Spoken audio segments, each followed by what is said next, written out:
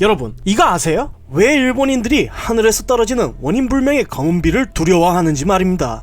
2020년 3월 2일 일본의 사이타마 현에선 원인을 알 수 없는 검은색 비가 내리기 시작했습니다. 이로 인해 주민들의 불안은 너무나 커져갔고 이후 검은 비가 내린다는 신고가 20건 이상 접수되자 결국 당국이 사태 파악에 나서게 됐죠. 일본의 SNS에서는 사이타마 현에 검은 비가 내렸다, 차가 검은 비로 더러워졌다 등의 글과 함께 여러 장의 사진들이 올라오면서 3일 오후엔 일본 포털에 실시간 검색어에도 검은 비가 순위권에 오를 정도였습니다. 이후 일본 정부는 대기 오염 물질을 측정했지만 문제는 없었고 환경관리사무소와 정보를 교환하며 사태를 파악하고 있다고 발표했죠. 일각에선 사이타마 인근의 한 폐플라스틱 공장에서 불이 나 화재 현장에서 뿜어져 나온 연기와 재가 비에 섞이면서 내린 것을 검은 비의 원인으로 추정하고 있는데, 문제가 없다는 정부의 발표에도 불구하고 현재까지도 많은 일본인들이 이 사태에 대해 공포를 느끼고 있습니다. 이처럼 일본인들이 극도로 검은 비에 두려워하는 것은 지금으로부터 약 반세기 전에도 검은 비가 내렸기 때문입니다. 시간을 거슬러 1945년 8월 6일 큰 섬광과 함께 엄청난 폭발이 일본의 도시 히로시마를 덮쳤습니다.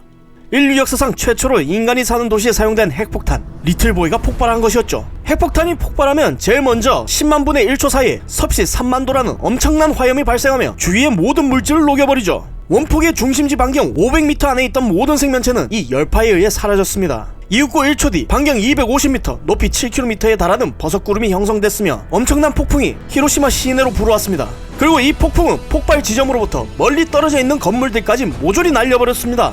이 두 가지 충격파로 인해 이미 히로시마는 만신창이가 됐지만 재앙은 이제 시작일 뿐이었습니다. 바로 진정한 원폭의 공포, 방사능이 남아있었기 때문이죠. 일반적으로 핵폭발의 경우 폭발 에너지의 약 15%가 방사능의 형태로 방출됩니다. 이 중 5%가 폭발 후 1분 이내에 발생하는 초기 방사선으로 중성자와 감마선이 방출되고 있죠. 그리고 이 방사선이 만약 직접 인체를 뚫고 지나가면 현장에서 바로 사망에 이르게 됩니다. 약하게 쬐인다고 해도 크게 다를 바 없습니다. 단지 죽음으로 가는 시간이 길어질 뿐이며, 한번 몸을 투과한 방사능은 우리가 잘 아는 대로 면역체계를 붕괴시키며 이로 인해 각종 질병에 시달리게 만들죠. 그리고 폭발에 의한 화염으로 뜨거워진 주변 공기가 급속히 상승하면서 형성된 버섯구름엔 방사능 낙진, 이른바 죽음의 재가 포함되어 있습니다. 그리고 이 방사능 낙진은 주변 대기에 섞이며 일정한 시간 후 지상으로 마치 검은색의 비처럼 떨어지게 되는데, 이 비를 맞았거나 마신 사람들은 평생 고통에 시달릴 수밖에 없었죠. 몸이 갈라지거나 잇몸이 치와 함께 녹아내리는 병, 눈의 검은 자가 노랗게 변해가면서 시력을 잃어가는 병, 심지어 뼈가 녹아버리는 병 등 이 고통은 당시의 세대들 뿐만 아니라 이후 기형아의 출산 등으로 결국 후대에도 이어지게 됐죠. 지금도 히로시마 기념관에 남아있는 이 한 장의 셔츠는